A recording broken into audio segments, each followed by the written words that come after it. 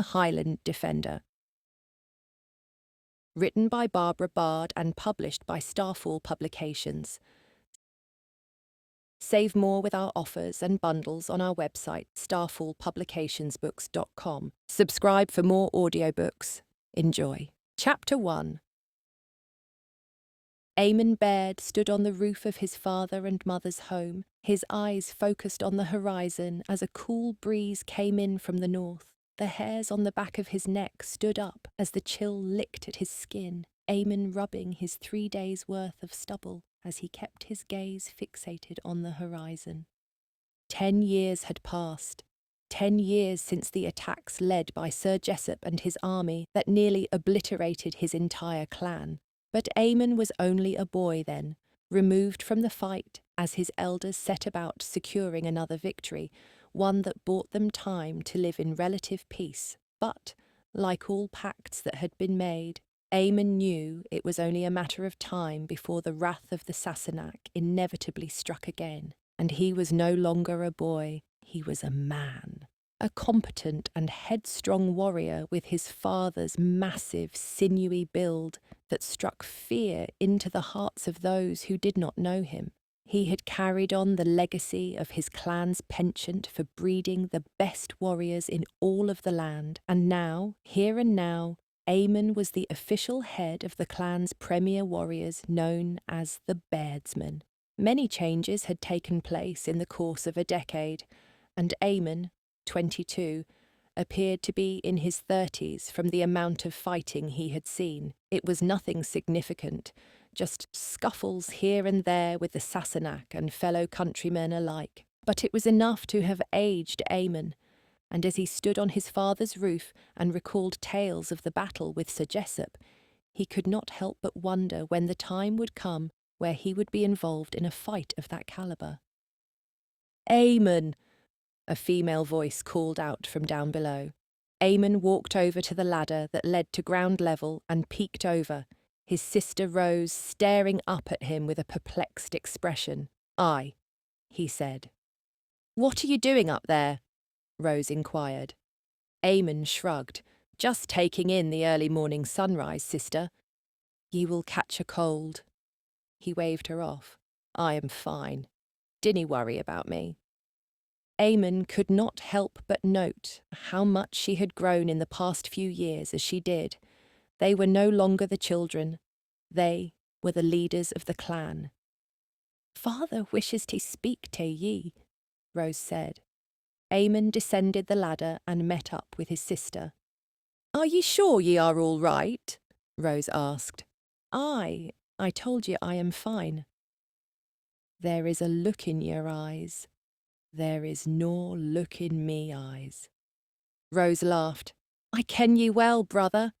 I ken when something is troubling ye." There was, but Eamon did not want to say it out loud, though he knew his sister was probably well aware of what was troubling him. He merely hooked his arm around her neck, kissed her on the cheek, and said, "Ye think too much, sister." Eamon jogged ahead of her, no longer wanting to speak about what was on his mind, for fear of reminding himself that many things weighed heavy on his heart.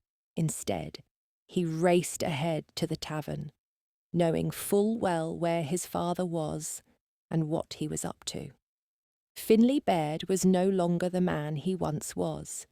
He was old, complete with a head of silver hair and a beard to match. He had sustained enough injuries during his life that he was no longer able to fight. He walked with a cane, and he fought off a cough that seemed to rear its head every few days to remind him that his time on earth was coming to an end. He was sipping a whiskey in the tavern, his thoughts focused on his wife and his children, and all that they had built as Eamon walked inside. Finlay smiled, consistently proud of his children. "Me boy," he said. "Come, sit." Eamon gestured to the whiskey. "A wee bit early in the day for that father, is it nay?" Finlay flashed a smile. "I will nae be told by me children aboot when and where to drink. I am an old man. I ha' earned a little carelessness." Eamon sat, looking at his father fondly. When both of the men were in the same room, one could not help but note how alike they looked. It was only a difference of weathered skin, silver hair and ageing that set them apart, 2 generations of Bairds seated together, passing the torch slowly but surely from the last generation to the next. "Rose said ye wished to speak with me," Eamon said. Finlay nodded. "Aye." Eamon waited a long beat for his father to continue. "Well," he said, finally breaking the silence. "What is on your mind, father?" Finlay slowly levelled his gaze on his son. "Today is the day. Is it nay?" Eamon felt his heart sink into his stomach. He tried his best to fight off the choking sensation in his throat, his emotions struggling to get out. "Aye," he said. "It is." Finlay shrugged. "I just wanted to see if—" "I am fine, father," Eamon replied, shifting his weight, defensive. "I am nae some wounded animal that needs tending tae." "Nae one said that ye were." "Nor one needed tae. I can sense it in the tones that are spoken tae me." Finlay could see the anger welling up inside of his son. It was only natural, considering the circumstances. "Rose," he began, thought that it might be appropriate to raise a toast to Juliet this evening. She thought— Eamon held up his hand, gritting his teeth as he heard the name out loud that ran through his mind at least 12 times a day. "Please, father," he pleaded. "Dinna speak of her out loud." Finlay leaned forward, adjusting his grip on his wooden cane. "Ye hae nae spoken of her since it happened. Me son." "What is there to say?" "Me wife passed from illness. All in the clan kens of what happened. Saying it out loud dozens of times will nae change the fact that she is gone. It is healthy to purge your mind of the burden, me son. Ye let these thoughts of her fester. Ye allow your grief to define ye." "I dinna let me grief define me." Finlay rested a weathered hand on top of his son's strong and able hand. "Ye dae, Eamon. I assure ye of this. I am your father, and I am telling ye that ye are nae letting yourself grieve." Eamon sat back, absorbing his father's words. He knew them to be true, and he hated admitting that fact to himself. "She passed a year ago, father," he said. "That is enough time to move on." "But ye have nae," Finlay replied. "Ye merely speak these words without any conviction behind them. Ye say ye hae grieved, but I dinna think that this is true." Eamon shook his head. "Nor man or woman or creature should dwell on thoughts of losing a loved one for this long a time." "There are no rules, Eamon. Grief is nor something that goes away quickly." Eamon hung his head and screamed internally for his sadness to subside.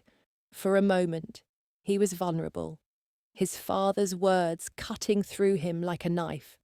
"I miss her," he said, low enough that only his father could hear. "And it does nae seem to be any less potent of an emotion as each day passes. My heart weighs just as heavy as it did when she passed." Finlay nodded. "I can only imagine, me son. It was a sudden passing. It was a lot for ye to bear."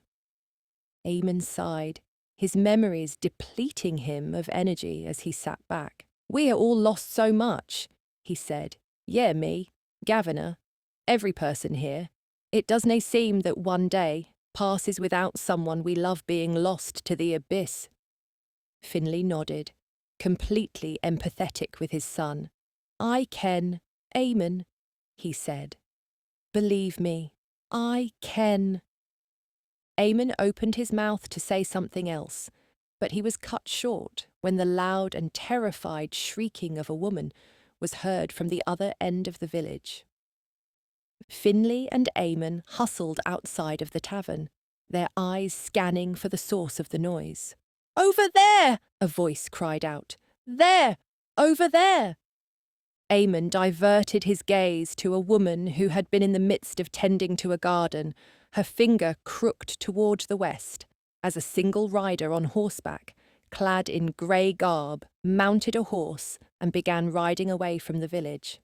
"Stop him," Finlay said, gritting his teeth and gripping onto his cane with a white-knuckled grip. Eamon located the nearest horse, seized a saddle, and mounted it. He bucked the horse and rode off after the rider. The rider, moving as fast as his horse could carry him, removed a bow and arrow from his satchel. Lining up a shot, he aimed at Eamon, closing in from 30 yards out, and let off a shot.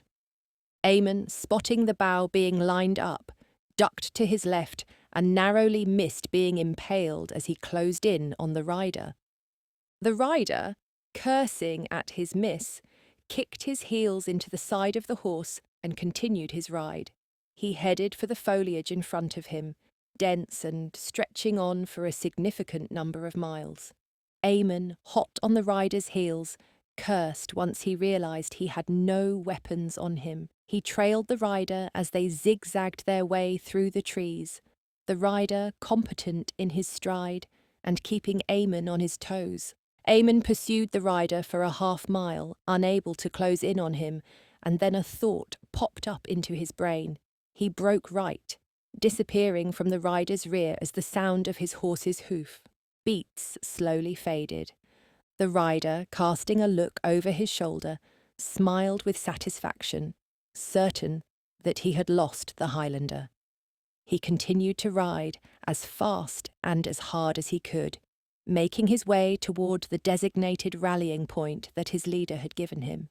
He looked ahead, a cascade of light peeking in from the other side of the forest. His salvation.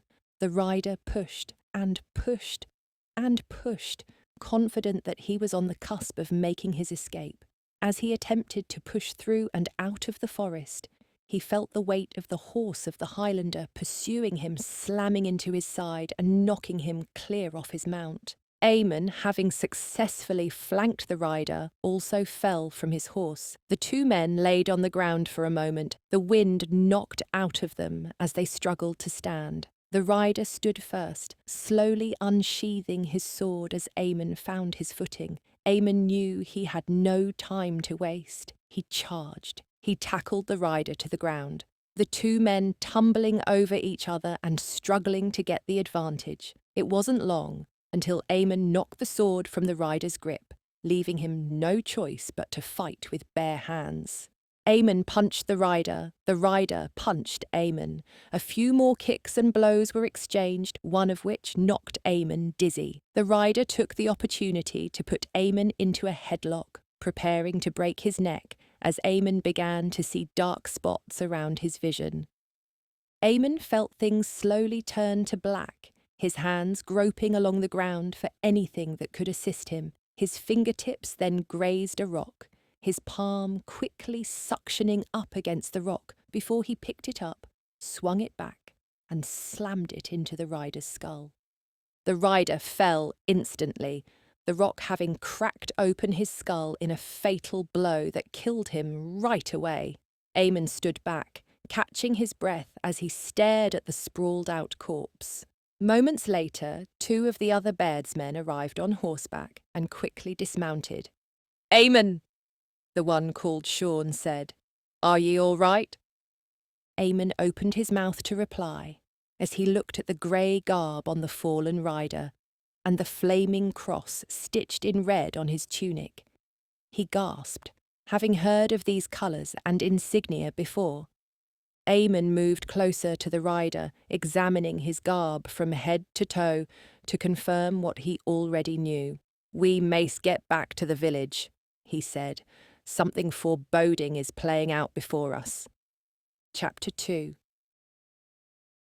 The body of the rider that Eamon had slain was brought into the tavern and placed on a table. The Bairdsman who had come to Eamon's assistance, Sean, winced as they laid the corpse down. "We could nae take it somewhere where we dinna eat and drink," he said. Eamon flashed Sean a look, the same irked look he flashed Sean often, being that Sean was a man prone to speaking his mind constantly. Sean held up his hands in submission, taking the hint fine. "What is this?" A familiar voice called out from the doorway. Eamon turned and laid eyes on his Aunt Gavina, her hair tied in a braid and hands on her hips. She was older now, a mother, but still the most formidable warrior in these parts. Even if Eamon did have about 100 pounds on her, Eamon gestured to the dead rider. "Look," he said. Gavina walked over and looked at the dead man's grey garb and reversed red crucifix crudely stitched into his tunic. She closed her eyes. "Me, God." Sean held up his hands. "I would very much like to ken what ye both seem to already ken." Eamon jutted his chin toward the dead body. "He is a member of the Hands of God." Sean squinted. "What is that?" "A group of rogue Sassenach warriors," the voice of Finlay said from the corner, seated with a depleted look on his face and a watchful eye focused on the dead body. "The Hands of God," Sean said. Gavina nodded. "Aye. There are rumours that has circulated for the past several years about them. It was said that there was a small band of men, no more than 30 of them, who were expelled or rebelled from Sassenach rule. They set about looting and pillaging anything they could and adopted the moniker Hands of God as a way to strike fear into the hearts of Scotsmen." Finlay shook his head. "Nay," he said, slowly rising from his chair. "That is nay entirely true, Gavina." He walked over to the body. "I am afraid it is much more sinister and foreboding than that." Gavina, Eamon and Sean waited for Finlay to continue. "Ye are correct," Finlay continued, "that these men were once under the employ of the Sassenach. That is true, but they did nae just rebel from their order. They were wronged by them." Sean squinted again. "How do ye mean?" Finlay looked at Sean. "These men are rogues who betrayed or were cast out by their Sassenach overlords. These are men whose lives were nothing shy of obliterated by the war we have been engaged in for quite some time." He drew a breath. "Their leader," he continued, "and I am nae sure of his name, lost his wife to a fight with the Highlanders. At least, that is the rumour." "We all lost someone," Eamon said, reflecting on thoughts of his deceased wife. "Ye dinna see us killing and pillaging to deal with our grief." Not a word was spoken for a moment, as everyone let Eamon have his moment. "The point," Finlay finally said, "is that these men, these Hands of God, had their lives taken from them, and they hold a very strict frame of thought when it comes to their current plight." "Which is?" Gavina asked. "They believe that everyone in Scotland, everyone is responsible for the turmoil that has occurred for over 20 years. They blame the Sassenach and Highlanders alike for prolonging the conflict, for decimating their families and their lives, and they believe that there is only one way to finally settle things once and for all." Everyone in the room eagerly held on for the rest. "They wish to kill everyone," Finlay said. "Every last breathing creature in Scotland, native and Sassenach alike. Not a soul spared."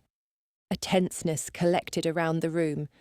It felt as if all the air had evacuated and vanished. Sean shook his head, incredulous. "If what ye say is true," he said, "and they have but only 30 men, there is no way they can accomplish that." Finlay wagged his finger.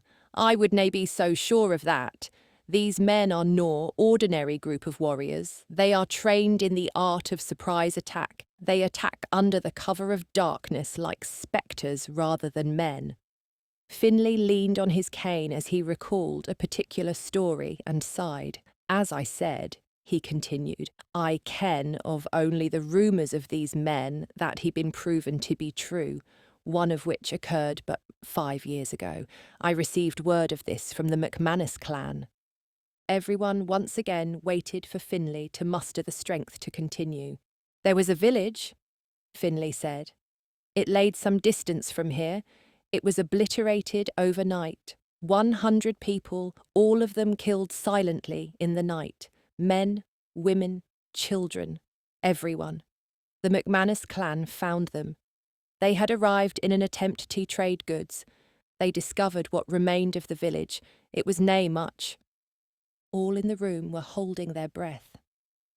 These hands of God, Finlay said, kill with precision, stealth, nor grand attack. They slit the throats of maced everyone they killed, one by one, with nae one of them being detected. These are silent killers of the most lethal breed. Only 30 men were able to take them out. How can one ken if the rumours are true about their numbers? Sean said, eager to debunk the facts laid before him. They were spotted once, Finlay said, by one of the McManus clan. He spotted them riding off into the distance. Their familiar garb, as seen on the dead man afore ye, was recognised. He fled quickly, worried that the hands of God might have spotted him. This is madness, Sean said. Impossible. Finlay shook his head. It is mair than possible. These men are oot there, and I fear that us catching one of them by pure happenstance will end up signalling an alarm. Gavina huffed. What should we do? If they kill like father has said, Eamon added, then we mayst seek them oot. Sean flexed his brow. Seek them out? Aye, we mayst kill them afore they kill us. We mayst protect the village. If rumours of their abilities are true, then it is a fool's errand. Nor, Finlay interjected. Eamon is right. We mayst attempt to locate them. I am nor saying that we try to take them, but it is important to seek them oot. The dead man before ye is a scout. He was preparing to return. To the rest of his people to tell them of our numbers. This has been a precursor to an attack. Silence settled over the room. We should hae Eamon prepare the Baird's men, Gavina said. He should take them and attempt to find these men. Once he does, he mayst return and relay all that he has discovered. Finlay looked upon his son. Eamon, he said, what say ye? It took Eamon a moment, but he nodded. Aye, he said. I shall take the Bairdsmen oot tonight and track the rogues. Finlay tapped his cane twice on the floor. Well done. Take all the supplies ye need. Sean forked his thumb at the dead body. And what of this one? Finlay looked at the body for several moments. Burn it, he said, before leaving the tavern. An hour later, after the body of the rogue had been burned, Eamon sought out Gavina in her home, hoping for some words of wisdom from his aunt. Gavina, he said, poking his head through her doorway. Gavina, in the midst of polishing a dagger by a table, looked up and smiled. Eamon, come in. Eamon entered, his eyes looking around for signs of Gavina's 10-year-old daughter, Isla, named after her sister, the lady of the Baird clan, who had passed away just 2 years prior. Where is Isla? Eamon inquired. Gavina gestured toward a window. She plays with several of the other children. I suspect she will be covered in mud upon her return, as she has been so many times before. Ye say it with such enthusiasm. Gavina smiled. I like being a mother. Eamon took a beat. Well, Christian would have been proud. Gavina's thoughts then ran to her husband, who had passed away of illness a few months prior. She missed the Sassenach knight-turned-ally, her confidant, her love. Aye, she said to Eamon, I believe ye to be right. Gavina placed down her blade and looked at her nephew. What troubles ye? Eamon huffed. I dinna ken, everything, perhaps. I take it ye spoke with your father. A nod. Aye, I did. Well, the words he expressed, "ta ye mayst," likely reflects what the rest of your family feels. Eamon squinted. I dinna understand. Aye, ye day. Pretend that I dinny. Gavina smirked. Ye lost your wife. Ye miss her. Since the day she passed, ye act as if nae a thing affects ye. Ye he never cried. Ye he never gotten angry. Ye merely drift through life, as if ye dinny hear care in the world. That is nae true. Gavina stood, slowly. Then why, nephew? Why is it that ye dinny seem to be saddened over the death of a woman ye loved so much? Eamon felt a cacophony of emotions flowing through him. Anger, sadness, regret, more anger. He never knew how to process them.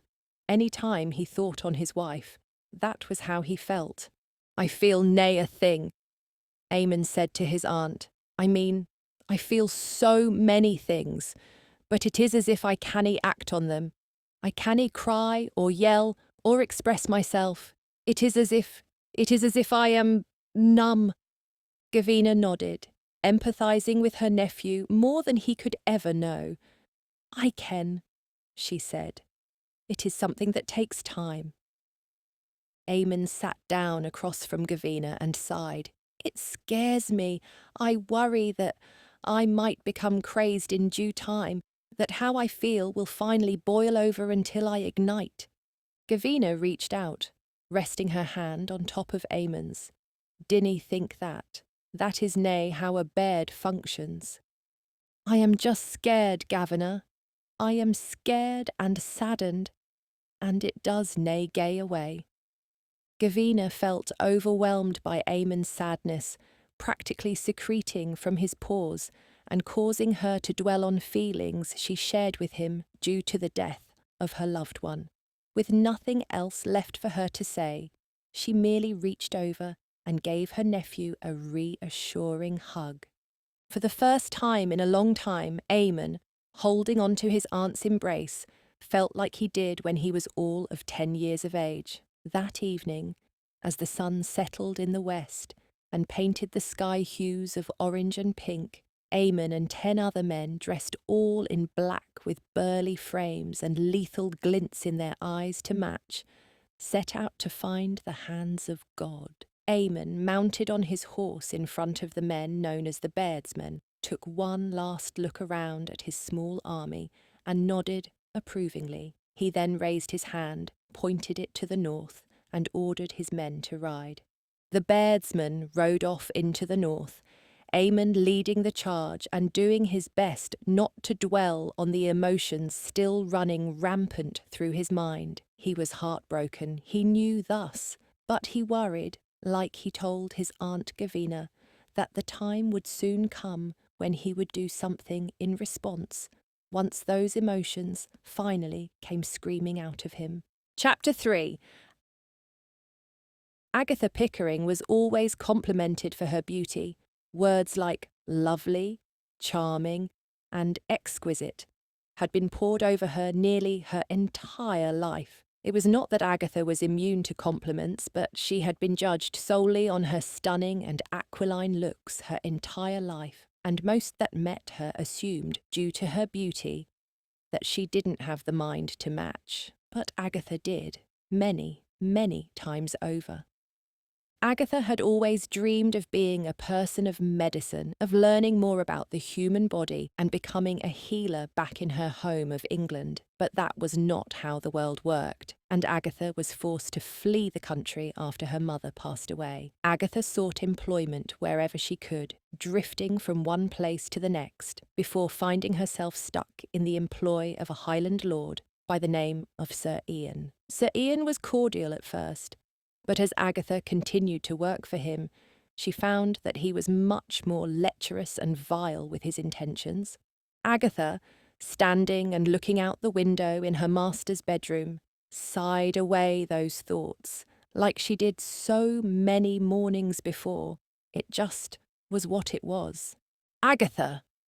A high-pitched voice called out from behind her, her master's young son, George. Agatha smiled. George was the only welcomed reprieve in her life of servitude. "Georgie," she called back. "Father says he wants to speak with you." Agatha's smile somewhat faded.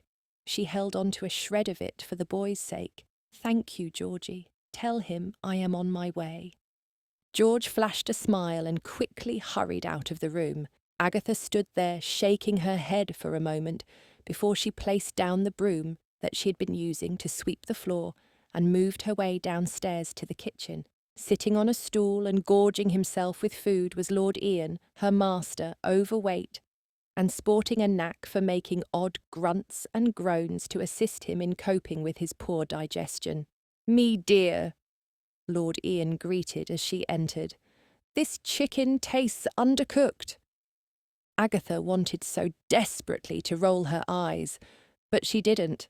"I apologise, my lord," she said. "I shall prepare another." He held up a meaty finger. "Be quick. I am quite famished from me ride in the countryside." Agatha closed her eyes. "You rode around in a carriage being pulled by 4 horses, you oversized bastard." "I am sincerely sorry, my lord," she said. "That sounds awful." It was. "Me feet cramp so." He looked down in disgust at his shoes. "I shall require a rub later with that peppermint ointment I'd enjoy so much." Agatha shivered, disgusted at the notion of touching his pink mould-like feet. "Yes, my lord," she responded dutifully. "Consider it done." "Agatha!" a voice called out from the back door. Agatha turned her head and saw Joanna, another one of Lord Ian's maids, hanging their master's clothes to dry outside. "Yes?" she said. "I could use your assistance oot back," Joanna said, smirking. "It would be my pleasure," Agatha said, returning the smile before moving outside. Joanna huffed as she hung clothes on the line. "Ghastly man," she whispered. "I ha' only worked for him for a short while. I dinny how ye ha' been in his employ for 2 years. Agatha also huffed as she assisted in hanging the clothes. "It was not my choice," she said, "and I think he relishes treating an English woman like dirt to make himself feel better." Joanna squinted. "How does a Sassenach, Englishwoman become a maiden for a Highlander lord?" Agatha shrugged. "I drove every man who approached me away. Eventually, you meet one who does not take kindly to having his advances spurned, so he ends up yielding his power in a way where you ended up being traded down to positions such as these." She gestured around her. "It is not by choice. Believe me. It must wreak havoc on your sanity." Agatha nodded. "Yes, in more ways than one."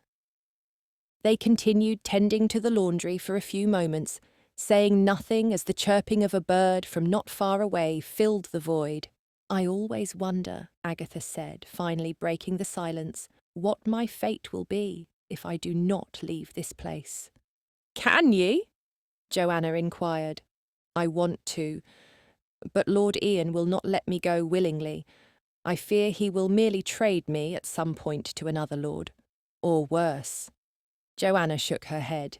"It should nae be this way for a woman." "Yet it is.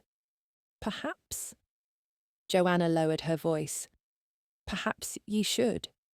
Just run." The word struck a chord in Agatha, her mind racing to places they had never been before. "Just run," she said. "Aye," Joanna said. "Far and away. You told me yourself that ye had no loyalties or family other than me." She winced. "I am sorry. I didn't mean to say it like that." Agatha waved her off. "It is quite all right, really, and your words are weighing heavy on me at this moment. I didn't mean for them tay." "No, perhaps you are correct. I have never just simply thought of leaving this place." Agatha sighed. "I just do not know how I would go about achieving that." Joanna smiled. "Time," she said. "Time and opportunity, me friend." They continued tending to their duties for a few more minutes before Lord Ian appeared in the doorway. "Joanna," he said. "Agatha, come! We have visitors!" Joanna and Agatha followed their master inside and were led to the front entrance. Standing at attention were 10 Highlanders, all of them on horseback, with a strapping and dark-haired man dressed in all black approaching Lord Ian. Agatha had to swallow a gasp as she laid eyes on his rugged good looks. "Agatha," Lord Ian said, motioning to the riders. "Joanna, this is Eamon Baird of the Baird clan and his warriors. They have stopped by our village tonight for supplies and nourishment." Eamon tilted his head to Agatha and Joanna. "Ladies," he said, his eyes focusing intently on Agatha, for a moment unable to help himself from smiling. Lord Ian motioned inside the house. "Come, sit with us. Drink. Tell me about your travels." Eamon ordered his men to tether their horses before following Lord Ian inside his home. "Thank ye kindly," he said. Lord Ian pointed to Agatha and Joanna, squinting with displeasure. "Please, fetch Sir Eamon here a drink. Make haste." Agatha took it upon herself to take over the duties, exchanging sideways glances with Eamon every couple of moments. Lord Ian and Eamon sat at the table. Lord Ian steepled his fingers as he sat, grunting under the pressure of his enormous weight. "The Bairds," he said. "The Bairds. I ken of your clan well. Ye are responsible for the demise of Lord Henry of Sandford quite a spell ago." Eamon nodded. "Aye, that was afore I was born." "And what brings ye tae me village today? Me men require rest and sustenance. However, we are tracking a group of outlaws. Perhaps ye ha' heard of them?" Lord Ian grunted, shrugged. "So many people ha' come in and out of my life, Master Baird. Eamon is fine."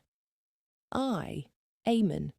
Anyway, Eamon, I will help you as much as I can, but I am nae sure that I can be of much assistance. Me mind is nae what it once was." Agatha fetched Eamon an ale and brought it to the table. The two of them smiled and made quick eye contact as Eamon picked up the mug and thanked Agatha kindly for her efforts. He then watched Lord Ian dismiss Agatha in a rude manner, and based on the unmistakable tension coagulating in the room, he knew that she did not want to be here. "Tell me," Eamon said, lowering his voice and leaning in toward Lord Ian, "what do ye ken of the hands of God?"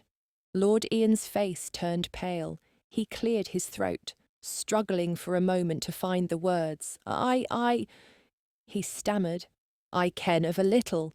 Nae good things, I am afraid." "Well," Eamon said, "we believe that a man I killed scouting oot me village was one of their scouts." "Ye confirmed this?" "Nae directly. I had to put the man down before he took me life." Lord Ian sighed. "The hands of God," he repeated. "A vile sort, those men. I ha' never laid eyes on them before. All I ha' heard are the atrocities that they ha' committed. We seek to find them, me and me men. If the rumours of the hands of God are true, and if this man was indeed a scout, then we worry that an attack on our village is imminent. I understand, though I worry of ye asking for assistance should a fight rear its head. There are nae many warriors left in me village." Eamon held up his hand. "No, we merely seek rest for the evening. I was just wondering if perhaps ye had seen these men, if they had come through this village perhaps." Lord Ian shook his head. "No. If they did, I imagine they would have simply killed us all and burned the village to the ground." "Aye." Eamon hung his head. "I believe that ye may be right." Lord Ian stood. "I am sorry," he said, "that I could nae be of mair assistance in this matter. However, consider me home and me doors open to ye and yer men. I shall hae rooms set up for them in the tavern. As for ye, Eamon Baird, ye will stay here tonight." He looked at Agatha. "Agatha, prepare your room for Mr. Baird. I trust ye will nae mind that he stays in your room tonight while ye find other lodgings. Agatha felt her heart beating out of her chest, elated at the news of Eamon being in close proximity with her before replying with, "Not in the slightest. I shall sleep in the cellar." Minutes later, Eamon told his men that they were to be set up in the tavern, with a place to stay for the evening. He was then assisted by Joanna and Agatha in carrying his saddle and bags up to the second floor where Agatha's room was. They said nothing the entire walk up, merely exchanging minor glances and smiles as they hauled his bags upstairs. They came to her door, Agatha opening it slowly and standing aside. "After you, Mr. Baird." Eamon could not help but note her accent. "Your Sassenach?" Agatha hung her head. "I hope that does not offend you." He shook his head. "Not in the slightest," he said, repeating the same words she had spoken just minutes prior. They walked inside and placed down his bags, the two of them standing just a short distance from one another and experiencing emotions inside of them that made them feel the unexpected tension of being in a room alone together.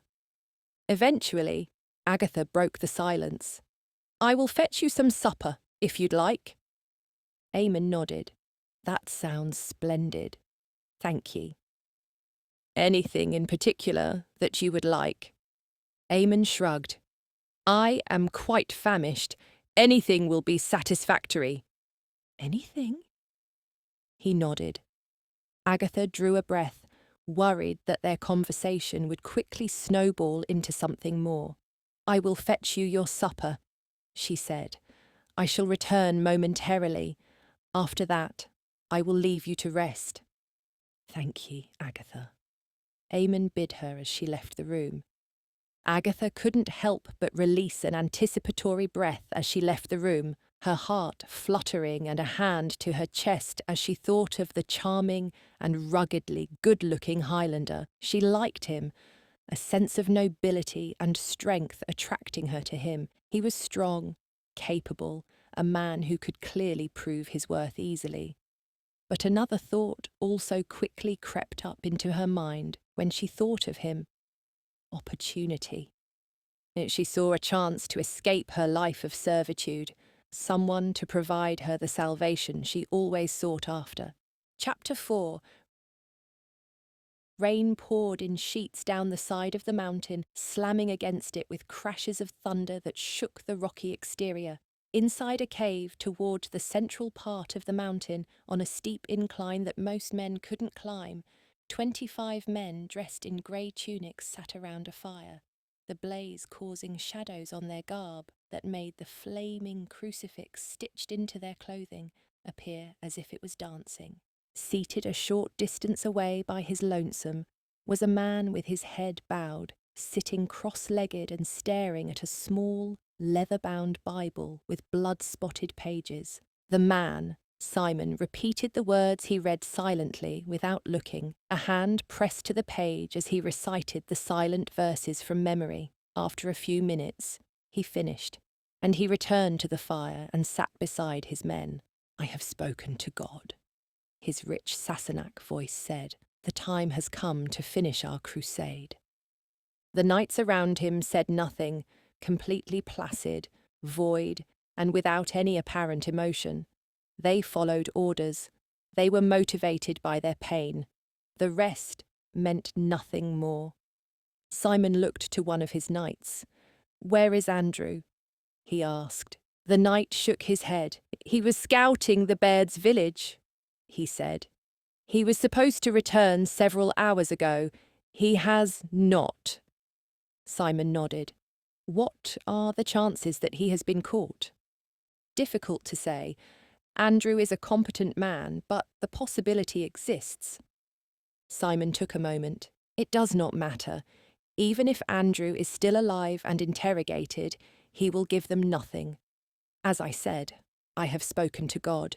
He told me the time has come to end this crusade."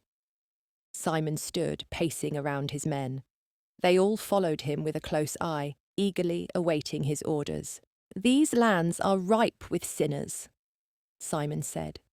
"The pestilence and violence that has plagued these lands has destroyed the very earth that God has gifted to them. All of life is a gift, and it has been squandered by the English and the Highlanders alike. Both sides act as if they have the moral high ground, but they do not.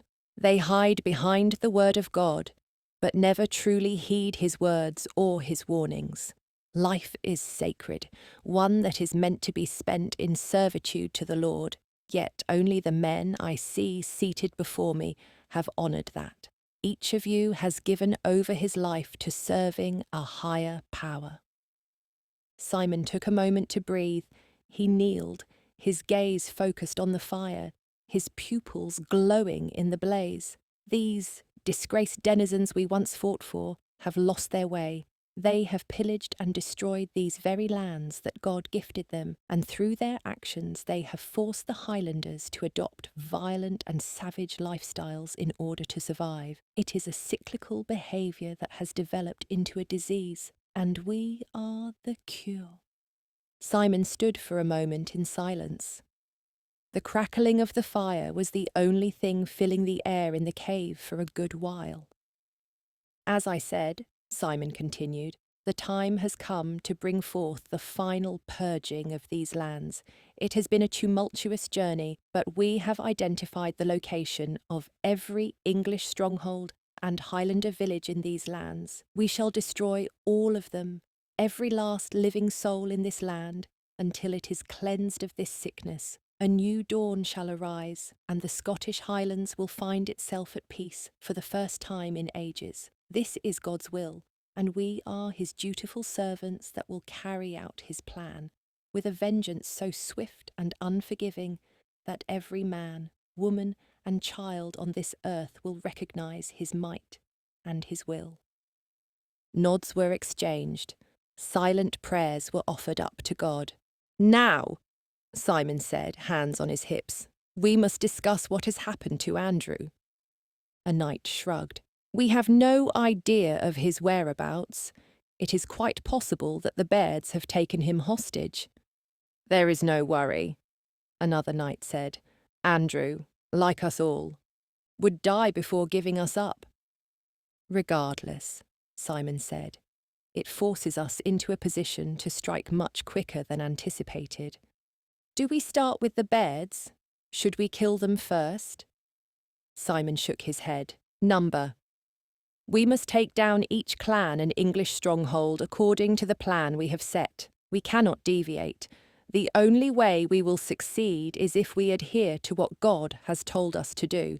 The Baird's time will come, yes, but we must assume that Andrew has been captured or killed. He, like us all, knew the risks of what this crusade entails. His predicament is no longer our concern, and only God can spare his life now, but only if that is his will."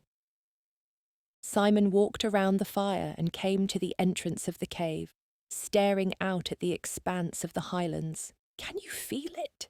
he said. "Can you feel God's presence? Can you smell the blood that will be spilt in his name, in his honour?" He smiled. "Our moment has come, my friends. No longer will we sit and wait. Tonight we rest, but tomorrow we shall begin the final stages of purging these lands. A glorious moment is upon us, and God smiles upon each and every one of you with a proud inflection. Our moment has arrived, gentlemen. Our time to do God's will is now at hand." Finlay walked through the village at a slow pace, leaning on his cane and huffing with irritation from the amount of effort it took to do something as simple as taking a stroll. He smiled, reflecting on the past when he was an agile young man, a fierce warrior matched only by a few souls throughout the Highlands. But those days were long gone. He was an old man now, a father, a widower. He was no longer a warrior, no longer a formidable physical presence, but as he made his way through the village, taking in all that he and his wife had built, he could not help but feel proud. At one point, Finlay felt himself gravitating toward the blacksmith's shop.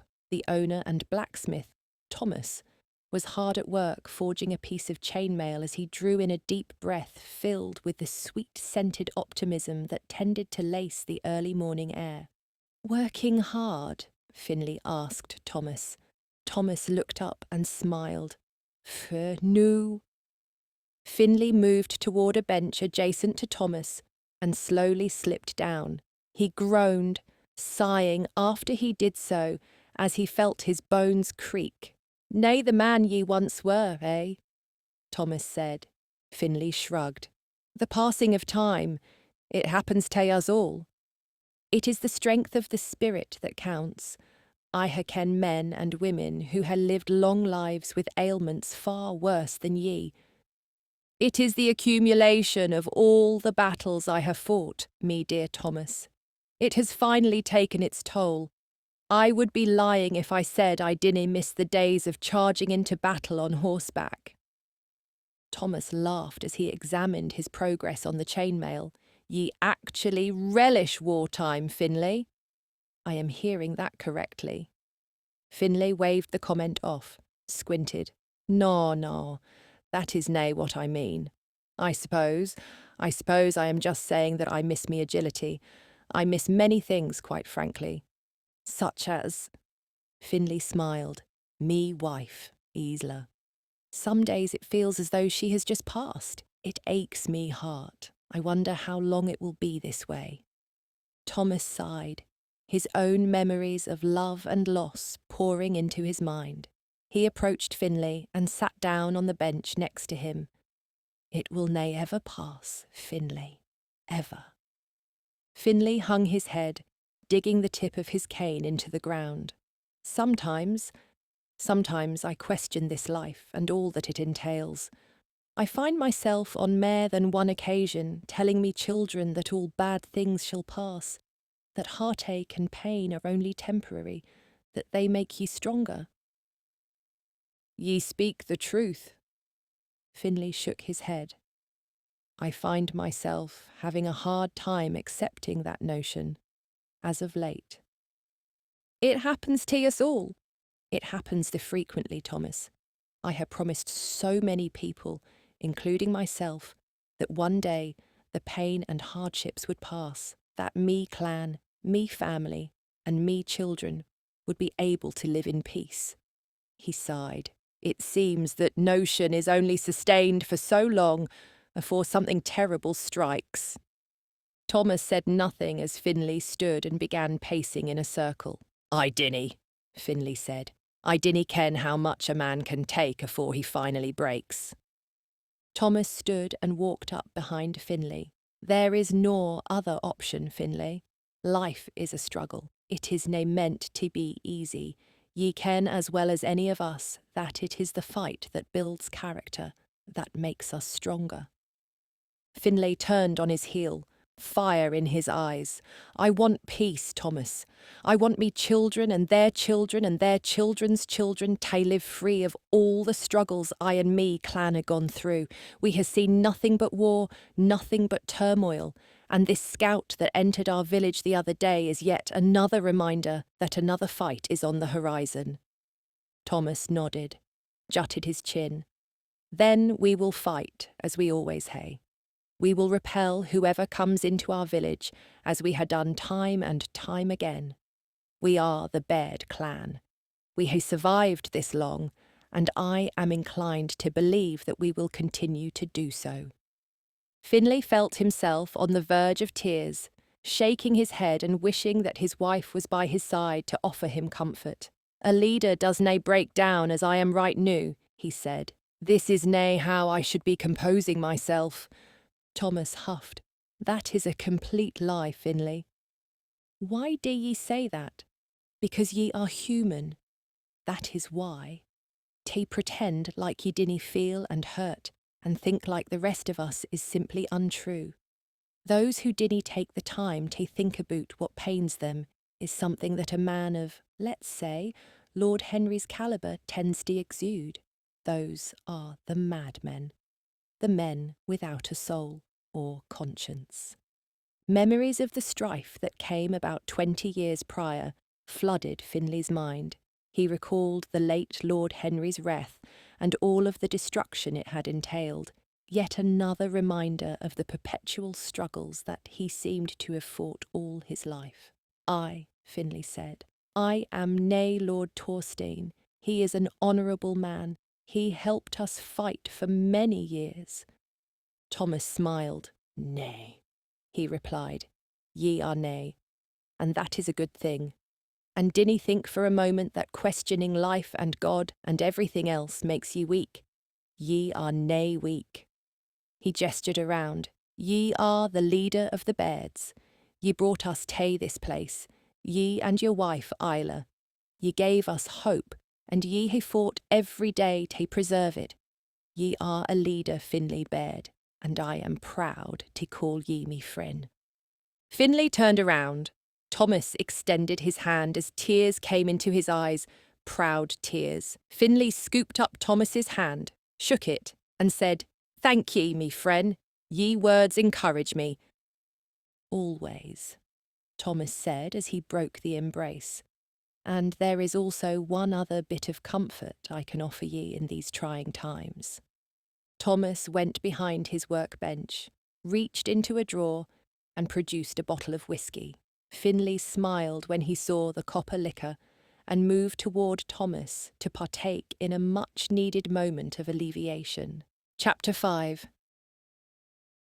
Eamon and the Baird's men had settled their belongings before Lord Ian invited them to his domicile to partake in drinks. Agatha was in the kitchen when the Bairdsmen entered, preparing food and drink for the large party, as she and Eamon occasionally stole a smile-complimented glance at one another. "Come," Lord Ian said, gesturing around the long table. "Sit." The Bairdsmen each took a chair, Lord Ian making it a point to be seated beside Eamon. "I trust your accommodations," he said, "are to your satisfaction." Eamon smiled. "Aye, very much so." "Good and well, me friend. I want ye to feel as comfortable as possible during your stay in me village. I am sorry to say that I had not personally been here afore, Lord Ian. Me father has. Finlay Baird." Lord Ian smiled as Agatha began bringing the food to the table with Joanna's assistance. "Your father is a good man," he said. "Many battles he has fought. I ha' heard the stories. Sadly, me days of war are long behind me, but I dae ha' many a memory of taking up the sword." One of Eamon's men smirked and winked at Eamon. Eamon hid his smile at the thought of Sir Ian claiming that a man of his size and state of health had ever been able to run, much less fight. "Tell me," Lord Ian said, between shoving food in his mouth, "about how ye plan on taking down the hands of God." A tension-laced silence settled over the table. All eyes were on Eamon, eagerly anticipating his answer. "A difficult question to answer," Eamon said. "What we ken of the hands of God are mostly rumours." "All of them true," Lord Ian said. "If I recall correctly, the McManus clan has seen them in the flesh." Eamon furrowed his brow. "The McManus clan?" "Aye, dae ye ken of them?" Eamon nodded. "Me clan has an alliance with them." "I would suggest speaking with them," Lord Ian said. "They might possess knowledge that can assist ye in your mission." He turned and looked at Agatha. "Agatha, fetch us some more wine, and be quick, though I ken it is a task for ye." Eamon huffed and caught eyes with Agatha. She smiled at Sir Ian and nodded before saying, "Right away, my lord." Eamon couldn't help himself once he saw the dismay on Agatha's face. "How did she manage to become a maid for ye?" he asked Sir Ian. Sir Ian huffed. "Ha! She was gifted to me by a Sassenach knight. It appears that she spurned his proposal, so he banished her from his stead and gifted her to me. Quite a pain she has been, I mayst say." Eamon clenched his fist, irked by Sir Ian's words that Agatha could no doubt hear from the next room. "She appears to hae served ye well." Sir Ian waved a hand, but Eamon caught a ravenous glimmer in his eyes before he spoke. She is adequate. I might just dispose of her once she has outlived her purpose. Eamon furrowed his brow. What day ye mean? There is a shelf life with women, me friend. All men ken this. Once they ha' reached a certain age they no longer become of use. Like monkeys they tend to be, swinging from one tree to the next until they lose their strength and fall to the ground. Eamon could not help but shake his head at Sir Ian's callous words over a woman who so clearly was stuck in a situation she could not control. He wanted to confront Sir Ian, but he knew he had to do it in a way without being direct. "Tell me," Eamon said to Sir Ian. "How is your health, Sir Ian?" Sir Ian, through mouthfuls of food, squinted. "What do you mean?" "Well, I just think of me father, Finlay. He was a fine warrior, but the years and battles took a toll on his mind and body. He is nor the man he once was." I concur. The same has happened to me." Eamon shook his head, held up a finger, and leaned forward. I understand.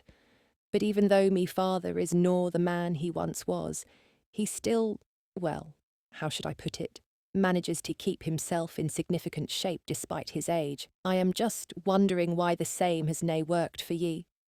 Smiles and laughter were stifled as Eamon made it a point to glance at Sir Ian's gut. Sir Ian felt the dig and did his best to pretend that it did not affect him. "Aye," Sir Ian said, waving his hand. "I inherited me large frame from me father." "And perhaps," Eamon said patronisingly, "too much ale and raw meats assisted in your current state." He laughed, pretending it was a joke, though all at the table knew that it was not. Sir Ian turned a shade of red. The other Bairdsmen tried not to laugh. Agatha, sensing Eamon standing up for her as she lingered in the kitchen, turned away and smiled. "I sense," Sir Ian said, placing down his utensils, "that ye are insulting me, Eamon Baird." Eamon waved his hand. "No, I am nae. I am just merely jesting ye, Sir Ian. Ye are a fine man. Ye treat those around ye well." Sir Ian could sense another jab being taken at him, but instead of engaging Eamon, he polished off the last of his plate and stood up. "I believe I am full," he said. "I am going to retire to the tavern for one last drink. Agatha, put a cork in the wine. I believe our guests he had enough." He stepped away from the table as Agatha and Eamon connected gazes, intense and filled with appreciation. "I think I shall see this tavern," one of the Bairdsmen said, standing. "Sounds like a proper way to end the night."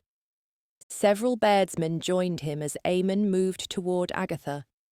She looked up at Eamon, drew a breath, and said, "Is there anything I can assist you with, my lord?" Eamon nodded. I would very much like it if you took a walk with me." Agatha smiled. Yes, that sounds delightful." Eamon and Agatha walked with a little bit of distance between them as they went through the village. Eamon could not help but notice how peaceful everything amongst the villagers felt. It was a stark contrast to the atmosphere he felt back at home. "It seems," he said to Agatha, "that your village has nae seen war in quite some time." Agatha nodded.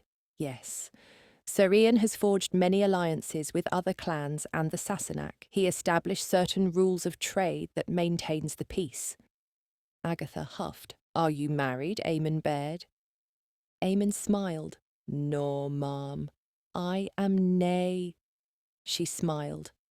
"A gentleman of your looks and personality.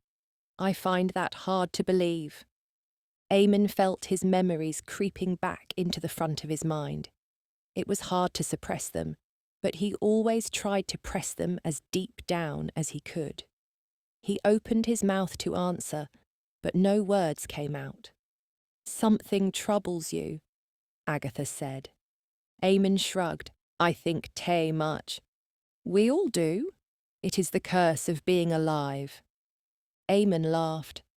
I think of the young ones in me clan. How do you mean? About their innocence. I reminisce of the days where I was like them, when nothing troubled me, when all I worried about was when I could play and eat and enjoy the simple pleasures that life brings aboot. Being an adult is... He couldn't find the words. Cumbersome, Agatha added. Eamon smiled. Aye, cumbersome is the proper word. They passed the village tavern on their left, alive with the laughter and singing and clinking of glasses as the Bairdsmen and several of the locals drank their worries away. Do you want a drink? Agatha inquired. Eamon shook his head. No, I am finding the pleasure of your company a suitable enough vice. Agatha stopped, crossing her arms as a playful smile stretched across her face. Oh, she said with a hint of sarcasm, so I am a vice now? Eamon wagged his finger. Ye ken what I mean. She smirked. I do, yes. The two of them locked eyes, their gaze unflinching as they stared deeply into each other's eyes. We have the same eye colour, Agatha noted. We both have hazel eyes. Eamon moved in closer. I noticed that as well, though yours are much mair beautiful. Agatha waved him off. You flatter me. He stepped in closer, their noses within inches of touching. I mean every word. Both of them felt that proverbial fire burning inside of them, the longing for one human being to feel the comfort and touch of another. Neither of them was the type to willingly lay with someone without feeling the connection of hearts and minds, and in that moment they did. Agatha nodded over Eamon's shoulder. Sir Ian, she said, will most likely be there for a good while. I don't imagine he will return home soon. Eamon laughed, feeling the inevitable about to pass. So, if we were to return noo, he said, we would nae be disturbed.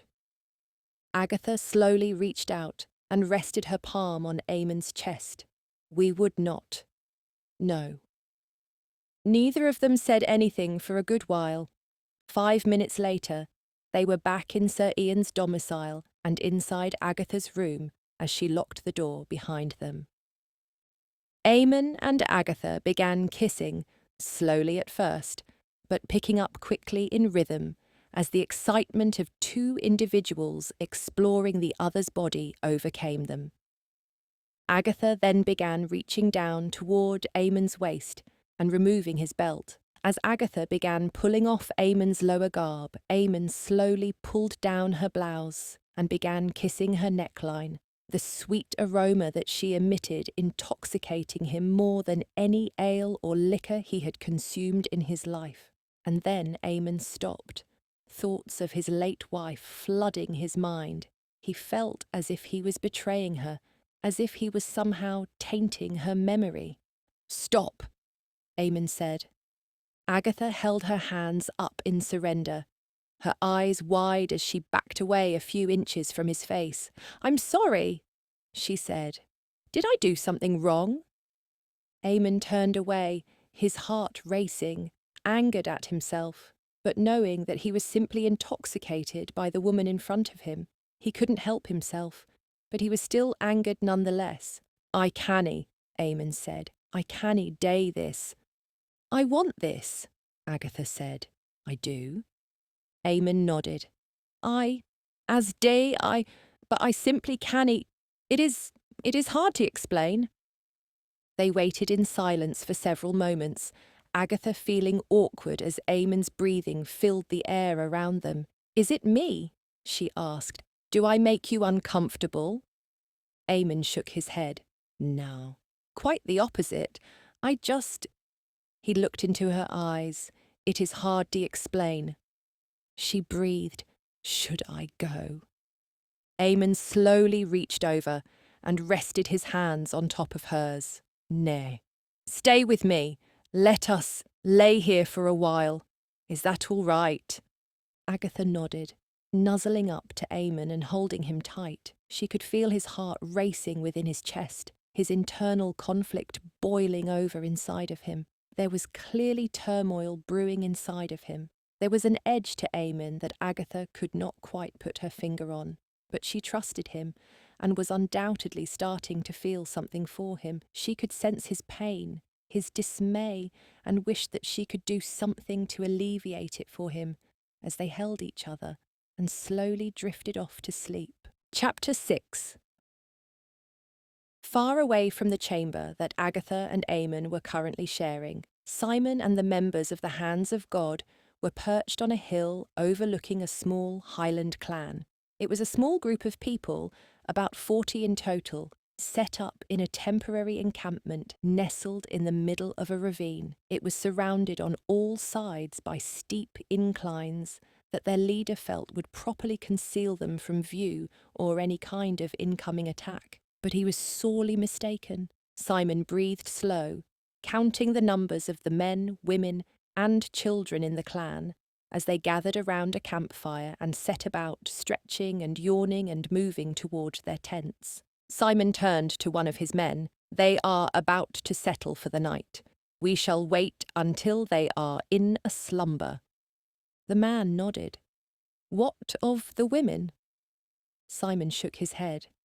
God has spoken to me. He said that all must perish. The man flexed his brow. And the children. Simon slowly turned and looked at his man. All must perish. The man knew not to question the word of Simon, the proxy of God, and nodded.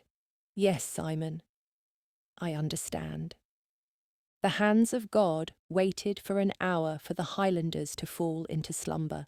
Night settled over the camp, and the fire that was once roaring in the centre of the camp was doused out by one of the women before she retreated into a tent to join her family.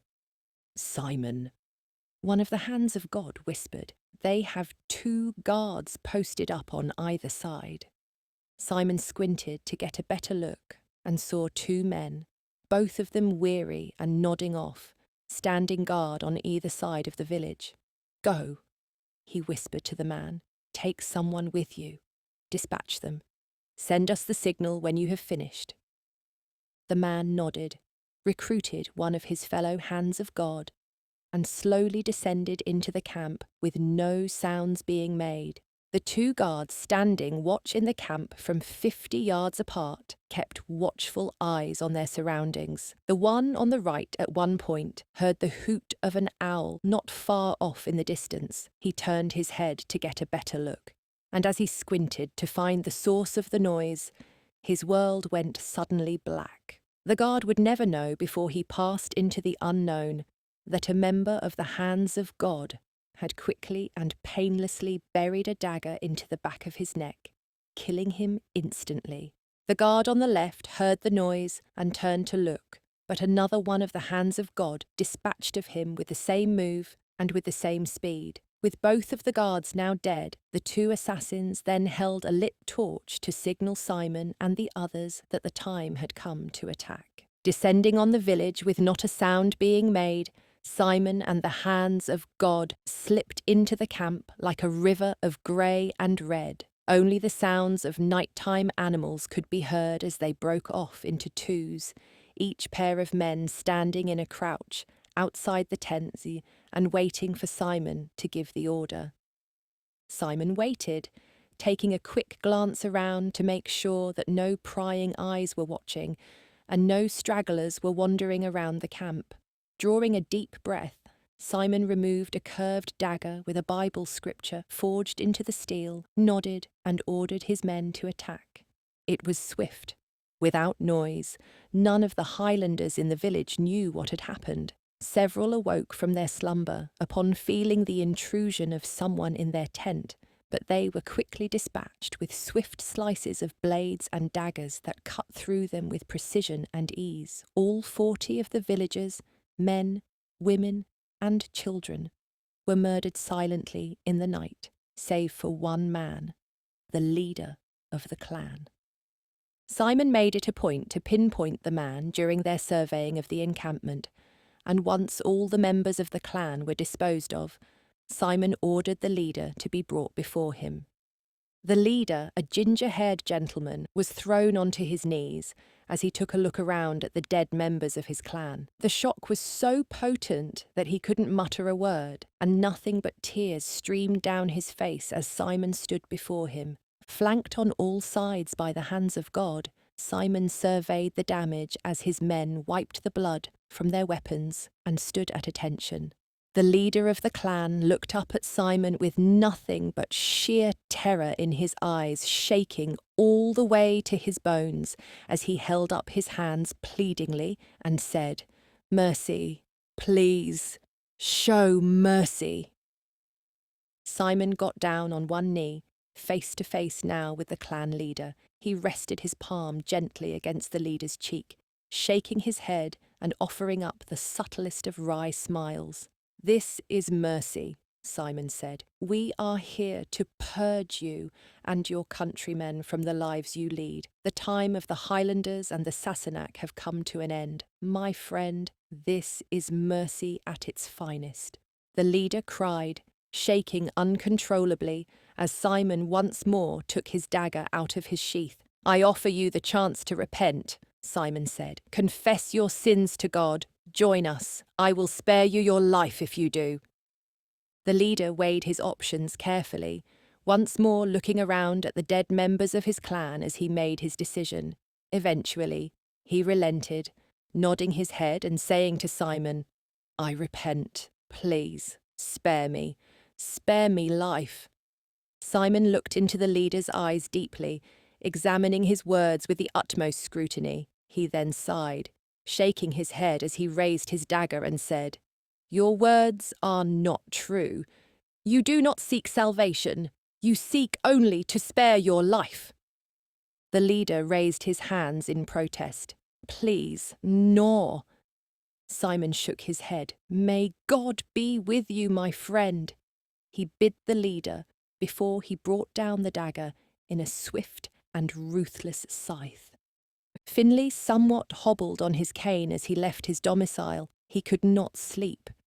It had felt like days since he felt any sort of rest or reprieve. He sighed, moving away from the front of his house and toward a small pasture, surrounded by knee-high fencing and peppered with flowers of all variations. Inside this pasture were the graves of the fallen members of the Baird clan, and resting at the head of it, with a wooden cross situated tall and proud, was the grave of his wife, Isla. Finlay always took a look out the window in the home he and his wife once shared every morning at the cross. He missed her more than he knew or could even admit. It felt as if a piece of him had died the day she passed, and moments like these, visiting her at her final resting place, helped as much as it hurt. Grunting as he exerted all the energy he had, Finlay approached Isla's grave and got down on one knee. He smiled, resting his palm flat on the earth and closing his eyes. He imagined Isla standing right beside him, as gorgeous and as fearless as the day they first met. "Hello, me love," Finlay said. "I could nae sleep. Tae much is on me mind." Finlay then felt Isla reply. He knew that it was all in his head, but perhaps it wasn't. "You never could sleep mair than a few hours," her voice said. Finlay smiled. "I thought it was from drinking, me love." "No, you just think too much." "I think I inherited it from you." "No, it has always been this way." A tear rolled down Finlay's cheek. "I dinna ken," he said, turning his eyes up toward the heavens. "I dinna ken what today, me love. We fought so hard and for so long to rid ourselves of strife, but there is always something. There is always a new battle tae be fought." "That is life, me love," Isla's voice said. "It will always be this way. We fooled ourselves into thinking that it can be something different. Our children should nae ha grown up this way. I wanted them to have peace. What they experienced made them strong, me love. It made them into the people they are today.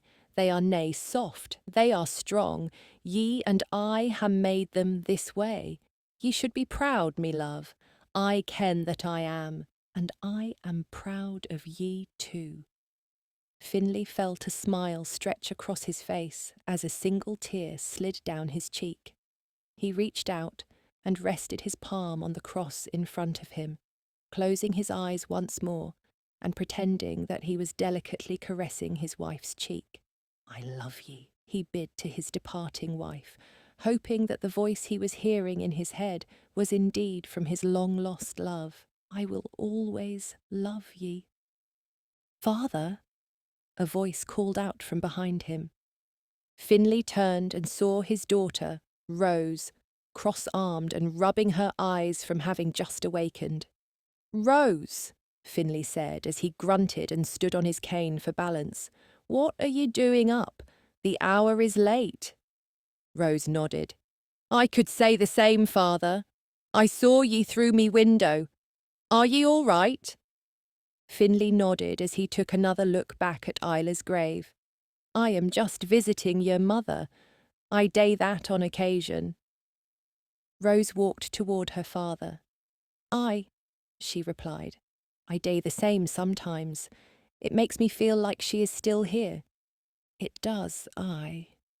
Rose took a moment to offer up her next inquiry. Were you talking tae her, father? Finlay felt his heart skip a beat.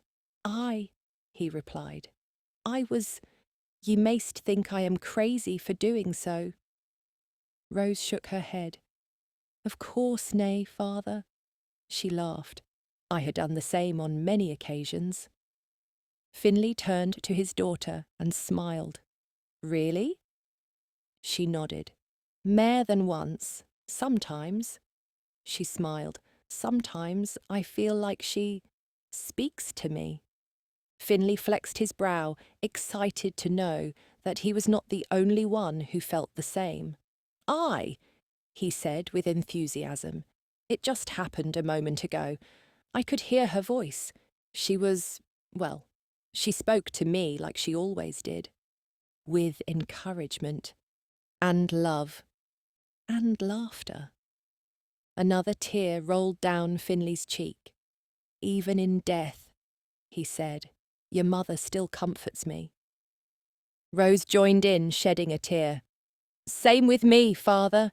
Same with me. She stepped in and rested her head on her father's shoulder. She is proud of ye. I hope ye ken that. Finlay hooked his arm around his daughter's shoulder and nodded. And I guarantee, he said, that she is extremely proud of ye too, me daughter. Rose hugged her father and pulled him in close. You should stop worrying so much, she said. Finlay squinted. Aboot what? Aboot us finding peace. Did ye hear me talking of such things?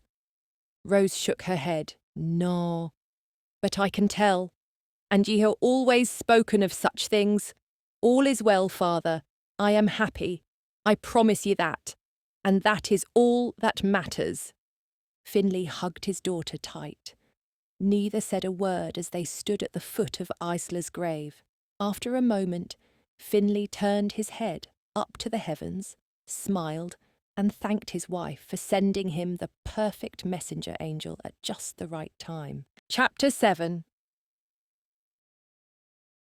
Sir Ian knocked on the door to Agatha's room early the next morning. Eamon was dressed by the time he answered, making it a point to not look at one another and acting as if nothing took place between them the night before. Good morning, Sir Ian greeted. How did you sleep, Eamon? Eamon shrugged. Good and well. I trust Agatha did nae disturb ye. Eamon shook his head, waving the comment aside as if it meant nothing. She fetched me supper and then kept to herself in the cellar. I found plenty of rest. So, Sir Ian said, clapping his hands together, what are your plans, Eamon Baird?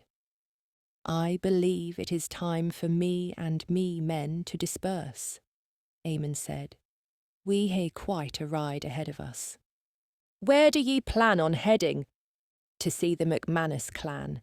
If the hands of God are as difficult to track as it seems, we will need to move with haste. A nod from Sir Ian.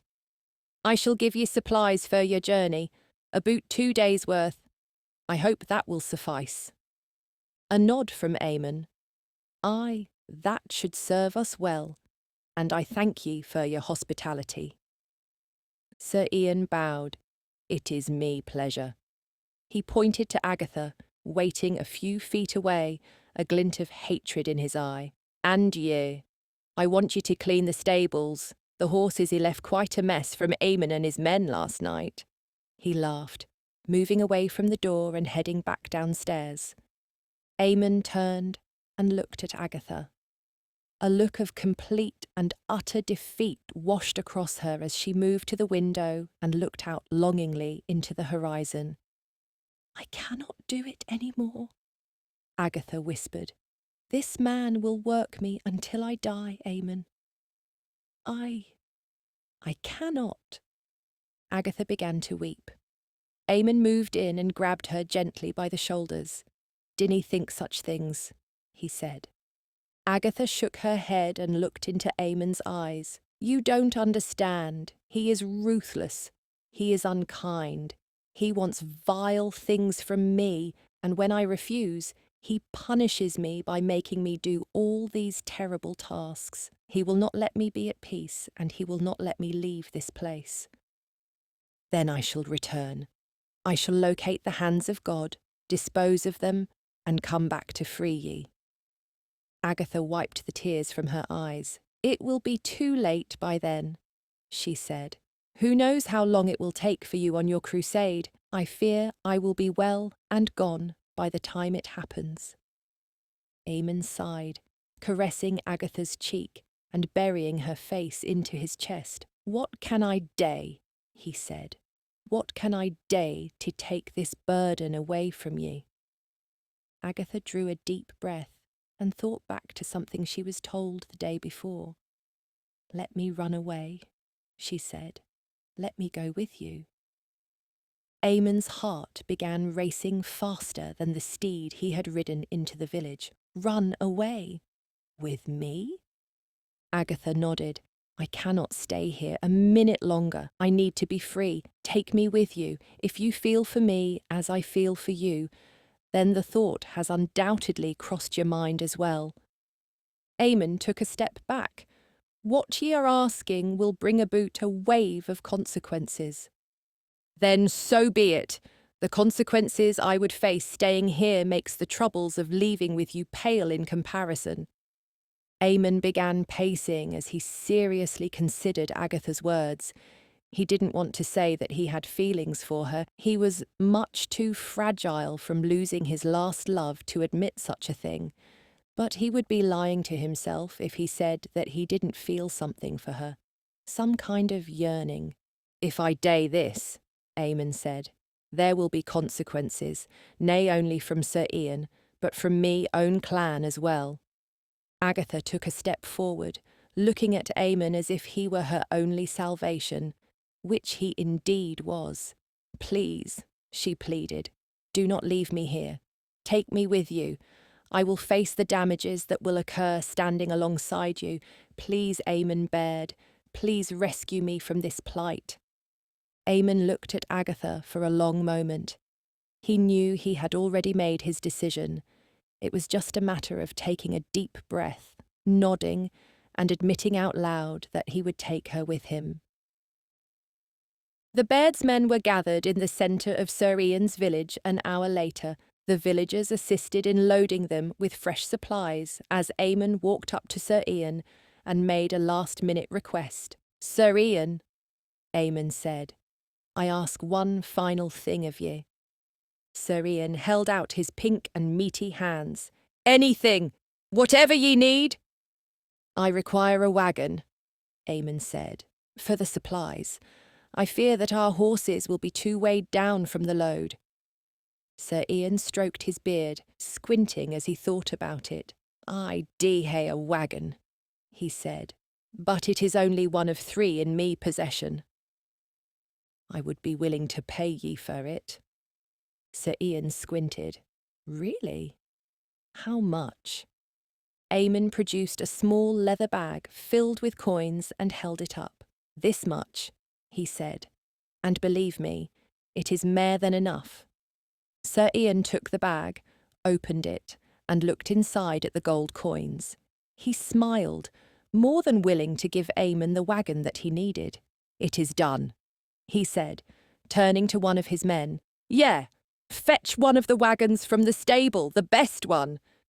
Eamon, already having put a plan in motion to smuggle Agatha out, said to Sir Ian, "The red wagon I saw will suffice.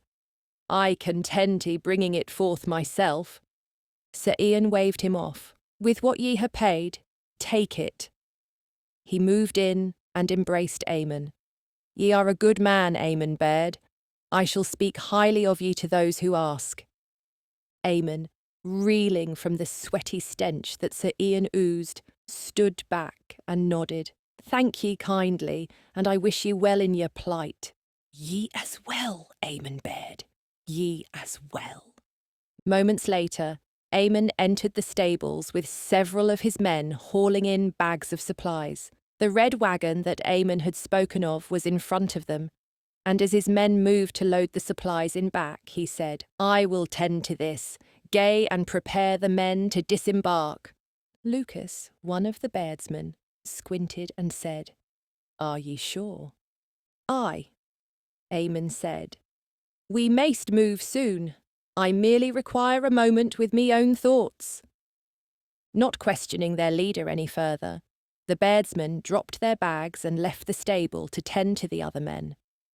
Eamon, waiting for the men to leave, moved to the back of the wagon and pulled the flap aside. Hidden underneath a few empty sacks was Agatha, curled up in a ball and making not a peep.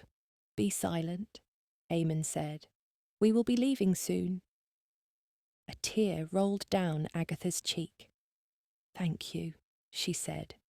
"I owe you my life, Eamon Baird." Eamon smiled and began loading the supplies, doing his best to conceal Agatha beneath them and offering her a small ration of supplies for sustenance for the travels to come. Minutes later, the wagon was tethered to a pair of steeds and brought to the front of the line of Bairdsmen preparing to disembark the village. Lucas, on his horse beside Eamon, said, "We are ready, Eamon."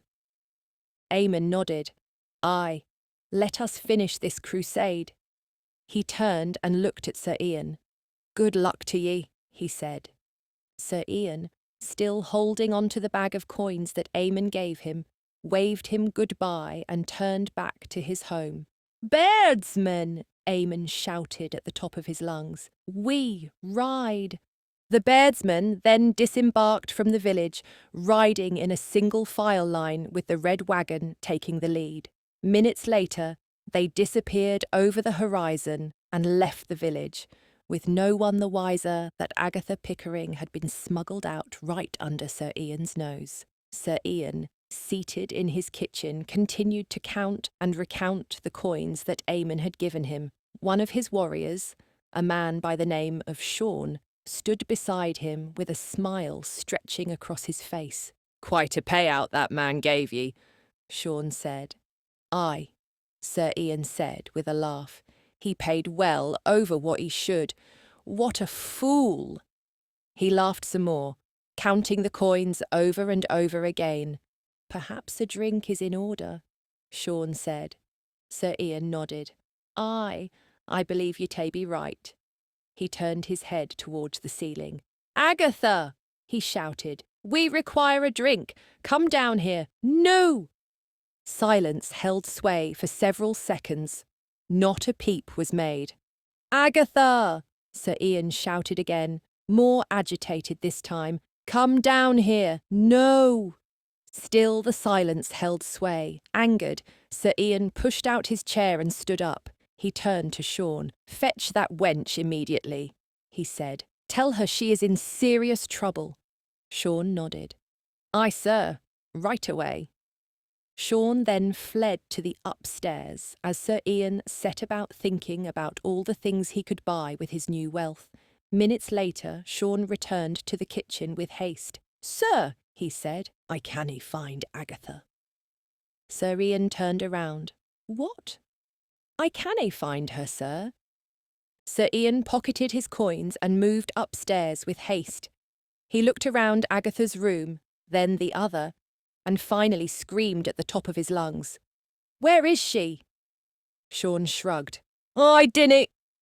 Sir Ian made a backhanded swipe and slapped Sean in the face. She was told to clean the stables. I want her found. No!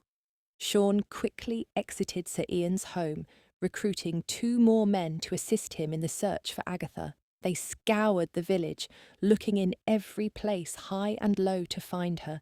A half-hour passed with Agatha's name being shouted out at the top of their lungs, but she was nowhere to be found. Sir Ian, Sean said, worried that he would be struck again. We cannae find her. Sir Ian's face turned beet red. Where is that whore? Where could she ha' gone? We checked everywhere, sir. We dinna ken. Sir Ian kicked at the dirt. Bloody whore! He turned around in a circle. Agatha, where are ye? Come out noo, or I will take your head. The other villagers stared on as Sir Ian shouted Agatha's name repeatedly. After a few more minutes, it became wholly apparent that she was no longer among them. How could this happen? Sir Ian said. Where could she have gone? No one said a word as Sir Ian shook his head. He then stuffed his hands in his pockets, thinking of possible places she could have gone, and then his hand rested on the sack of coins Eamon had given him, a sack of coins that was worth more than Sir Ian should have received. Sir Ian's eyes lit up, a dire thought creeping into his mind. That bastard! He seethed. I cannae believe it. Sean perked up. What is it? Sir Ian, fire in his eyes, looked at Sean and gritted his teeth. Eamon Baird, he said. He took her. He took her with him. That bastard overpaid me to sneak her out of here.